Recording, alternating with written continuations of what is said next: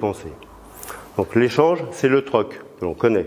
Je donne ci et j'échange avec quelque chose en face. Mais le troc, c'est difficile à réaliser parce qu'il faut un double accord. L'accord de celui qui va me donner son bien que je convoite et mon accord pour lui donner autre chose, ou plutôt son accord pour qu'il accepte ce que je vais lui donner. On ne trouve pas toujours la personne qui va avec. Quand on vit en communauté, c'est un peu plus facile parce qu'on peut discuter et trouver des échanges. Mais comme c'était relativement difficile à trouver toujours la bonne personne avec le bon bien, il y a d'autres petits malins, je ne sais pas selon quel procédé, qui se sont aperçus qu'ils pouvaient arriver au même résultat par des moyens détournés. C'est-à-dire qu'au lieu d'échanger directement, ils sont allés échanger avec un troisième individu qui a pu apporter quelque chose à l'échange. Je vais prendre un exemple. Un premier était chasseur, donc avait de la viande. Le deuxième que je représente, moi j'ai des outils, j'ai des victuailles, j'ai des bananes à lui offrir, parce que je grimpe bien aux arbres. Le problème, c'est que lui, il est complètement carnivore. Il ne veut pas de mes bananes. Alors que moi, je voudrais bien qu'il me donne une pièce de viande. À côté, j'ai plus loin un troisième individu qui, lui, forme très bien, fabrique très bien les armes pour aller chasser. Ça peut intéresser mon mangeur de viande, qui est un très bon chasseur. Donc à ce moment-là, je vais essayer d'aller négocier avec le fabricant d'armes, qui en plus est végan, une chance pour moi, et se nourrit de fruits. Je vais pouvoir échanger avec lui des bananes et je vais récupérer l'arme qu'il a fabriquée. Et cette arme, je vais pouvoir après l'échanger avec le marchand de viande pour avoir ma viande.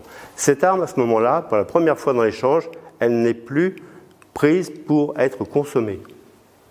Il y a une idée derrière la tête, on va lui changer sa fonction, on ne va pas la consommer, on ne va pas la manger, on ne va pas l'utiliser. On la prend uniquement parce qu'on a déjà dans l'esprit qu'on va faire une autre négociation derrière. Là, on est dans la monnaie. Là, pendant un temps, cette arme, c'est une monnaie.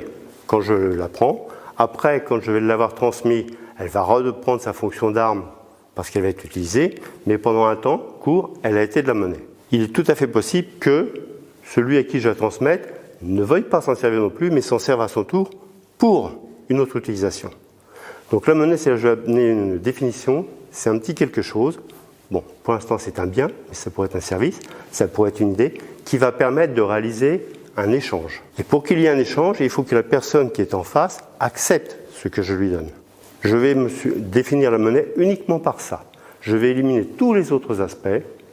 La seule fonction qui m'intéresse dans la monnaie, c'est que je peux provoquer un échange et obtenir quelque chose. Quand on regarde la monnaie, les pièces de monnaie ou les billets, c'est que du papier. Mais on le prend parce qu'on sait qu'on va pouvoir provoquer un autre échange. Donc la seule définition que je veux avoir dans la monnaie, c'est quelque chose, un bidule, un truc, tout ce que vous voulez. Ça peut être matériel, immatériel, ça peut être un compte, une écriture sur un compte courant, une écriture électronique. Ça n'a qu'un but, c'est de permettre de réaliser un échange. Or toute l'activité économique, elle n'est faite que d'échanges. Échange de travail, échange de biens, échange de services. L'économie, c'est un ensemble d'échanges. Je retiens ça, la monnaie, c'est quelque chose qui permet de réaliser un échange. Et une des conditions fondamentales pour qu'elle fonctionne, c'est que la personne l'accepte de le recevoir pour livrer son bien, ce qu'elle détient. Et ça, s'il n'y a pas cette confiance, même des euros, ça ne sert à rien. Vous avez des euros, vous allez quelque part, si l'autre ne veut pas de votre monnaie, il veut des yens, vos euros, ils ne valent rien du tout. C'est de la monnaie potentielle, mais la monnaie, elle ne prend son existence qu'au moment de l'échange. J'en reste là pour la définition, je ne veux que